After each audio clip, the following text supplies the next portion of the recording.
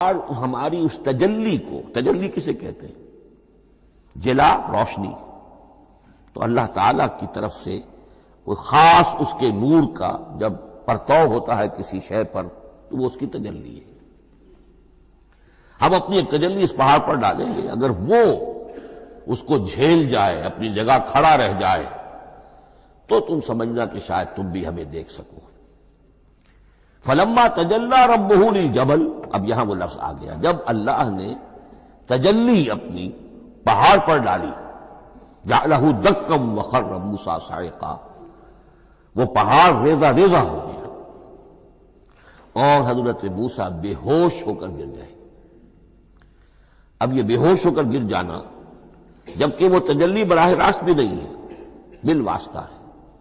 مشاہدہ جو کر رہے حضرت موسیٰ وہ بالواسطہ ہے، تجلی پہاڑ پر ہے، لیکن یہ کہ اس کا بھی بالواسطہ اس کا جو ہوا ہے، اس کی جو تاثیر ہوئی حضرت موسیٰ علیہ السلام پر کہ وہ اس کی تاب نہ لا سکے اور بے ہوش ہو کر گر گئے۔ یہاں سے یہ بات سمجھ میں آتی ہے کہ یہ تجلی یہ ذات باری تعالیٰ تھی جس نے کوہ طور کو جلا کر بھسم کر دیا یا ٹکڑے ٹکڑے کر دیا، ریزہ ریزہ کر دیا۔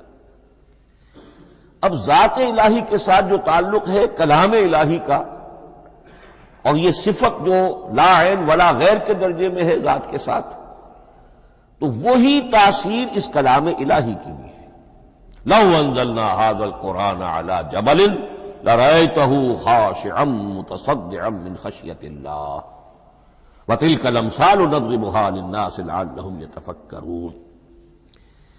اس حقیقت کو اس دور میں میں اپنے مطالعے کی محدودیت کا اعتراف کرتے ہوئے عرض کر رہا ہوں کہ میرے نزدیک جس قدر پرشکوہ انداز میں علامہ اقبال نے بیان کیا ہے، اسی کیفیت کو وہ شاید اس کی کوئی مثال نہ مل سکے۔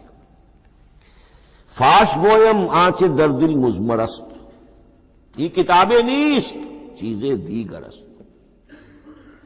میں صاف ہی کہہ دیتا ہوں جو میرے دل میں چھپی ہوئی بات ہے۔ فاش گویم آنچ در دل مضمر است، یہ کتابیں نیست، اس قرآن کو کتاب نہ سمجھنا، یہ کچھ اور شے ہے، چیزیں دیگر است۔ اب وہ چیزیں دیگر کیا ہے؟ وہی جو میں نے عرض کیا، ذات باری تعالی اور کلام کا صفت باری تعالی ہونا، اس کے بنا پر جو مناسبت ہے، جو قرب ہے، جو مشابہت ہے۔ مثل حق پنہاؤ ہم پیداستو، زندہ و پائندہ و گویاستو۔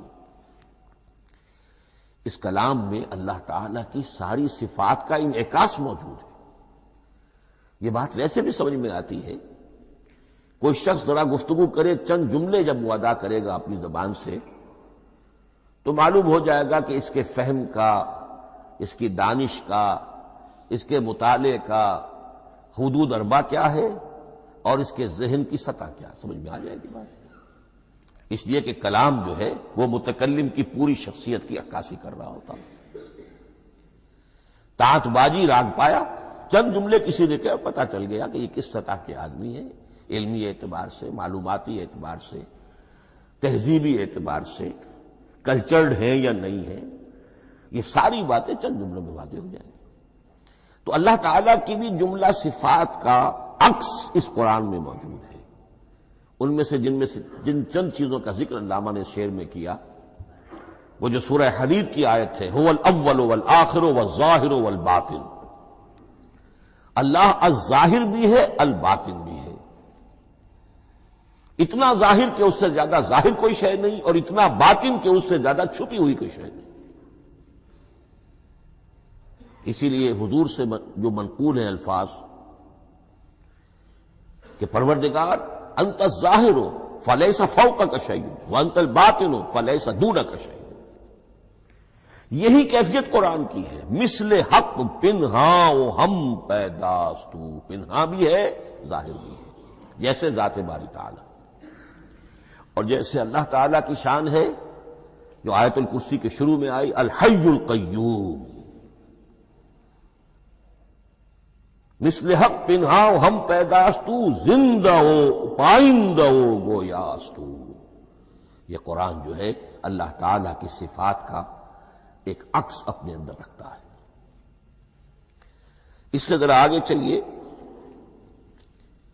کلام کے بارے میں۔ اب کلام الہی ظاہر بات ہے کہ صفت ہے، اور صفت قدیم ہے۔ اللہ کی صفات حادث نہیں ہے، اللہ کی ذات بھی قدیم ہمیشہ سے ہے، اور اس کی صفات بھی قدیم ہمیشہ سے۔ اور یہ جو کلام الہی ہے، ظاہر بات ہے کہ یہ جو ہماری زبان کے حروف و اصوات ہیں، کلام الہی تو ان سے منزہ ہے، مبرہ ہے، ماورا ہے، اعلیٰ ہے، عرفہ ہے۔ ہماری زبانوں کے حروف و اصوات، الفابیٹس جگہ جگہ تبدیل ہو جائیں گے، انگریزی کے کچھ اور ہیں، اردو کے کچھ اور ہیں، عربی کے کچھ اور ہیں۔ کلام الہی ان تمام سے آگاہ، عرفہ، منزہ اور مبرہ ہے۔ یہ کلام الہی جب بھی نازل ہوا ہے، ظاہر بات ہے حضرت موسیٰ پر اگر کتاب اتاری گئی وہ بھی علم الہی سے آئی، لیکن وہ عبرانی زبان میں آئی۔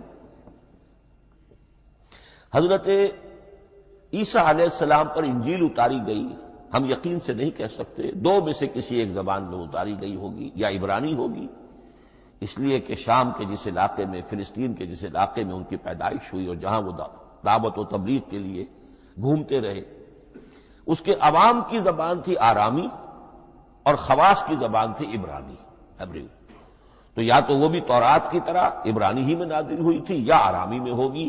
لیکن اب کوئی نسخہ نہ ہیبریو کا، کوئی قدیم نسخہ دنیا میں موجود ہے، نہ آرامی کا۔ جو سب سے پرانا نسخہ ملتا ہے انجیل کا، وہ اس کا ترجمہ ہے، لیٹن زبان کا ترجمہ ہے یا گریک ترجمہ ہے، اصل کوئی نہیں۔ بہرحال جب وہ کلام الہی محمد الرسول اللہ پر نازل ہوا، اب اس نے حروف و اصوات کا وہ جامہ پہنا کہ جو عربی زبان کے ہیں۔ یہی وجہ دیکھیے، میں نے جو آیت سورہ حامیم، یہ جو سلسلہ سور ہے اس میں سے سورہ زخرف کی آیت جو میں نے آپ کو سنائی، حامیم والکتاب المبین انا جعلناہ قرآنا عربیا لعلکم تعقلون، ہم نے بنا دیا ہے اپنے اس کلام کو قرآن عربی، اس کو عربی حروف و اصوات کا جامہ ہم نے پہنا دیا ہے۔ انا جعلناہ قرآنا عربیا لعلکم تعقلون، کہ چونکہ مخاطب اول جو قوم تھی امیین، ان کی زبان عربی تھی، لعلکم تعقلون، تاکہ تم اس کو سمجھ سکو۔ اب اس سے آگے چلیے، اصل قرآن مجید کے 3 مقامات سے معلوم ہوتا ہے، اصل قرآن اللہ کے پاس ہے۔ یہ قرآن جو ہمارے پاس ہے، مصحف عثمان رضی اللہ تعالی عنہ، یہ اس قرآن کی مصدقہ نقل ہے۔ اصل قرآن کہاں ہے؟ ایک جگہ فرمایا بل ہوا قرآن مجید فی لوح محفوظ، لوح محفوظ میں ہے، اصل قرآن وہاں ہے۔ اسی طریقے سے اسی سورہ زخرف کی اگلی آیت کیا ہے؟ ہم نے اسے عربی قرآن بنا کر اتارا، لیکن اصل قرآن کیا ہے؟ وَإِنَّهُ فِي أُمِّ الْكِتَابِ لَدَيْنَا لَعَلِيٌّ حَكِيمٌ، حقیقت میں تو یہ ام الکتاب میں ہے جو ہمارے پاس ہے، اور علی ہے، بہت بلند، حکیم، بڑی حکمت والا، یا محکم، مضبوط۔ حکیم کے دونوں معنی ہیں۔ استحکام بھی اسی ہے کاف اور میم کے مادے سے بنا ہے، کسی شے کا پختہ ہو جانا، مضبوط ہو جانا، اور عقل کی پختگی وہ حکمت ہے، وہ دانائی ہے۔ اس اعتبار سے نوٹ کیجئے، اصل قرآن کہاں ہے؟ لوح محفوظ میں۔ اصل قرآن کہاں ہے؟ ام الکتاب میں۔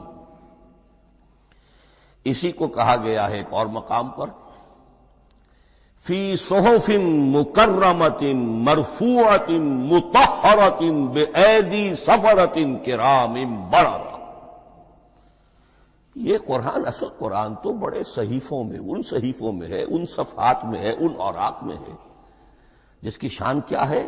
مکرمۃ، ان کی انتہائی تعظیم کی جاتی ہے، مطہرۃ، نہایت پاک صحیفے، فی صحف مکرمۃ مرفوعۃ، بلند و بالا، مطہرۃ بِأَيْدِي سَفَرَةٍ کِرَامٍ بَرَرَةٍ، ان فرشتوں کے ہاتھ میں جو بہت باعزت، بہت اونچے درجے کے، ان کے ہاتھوں میں ہے۔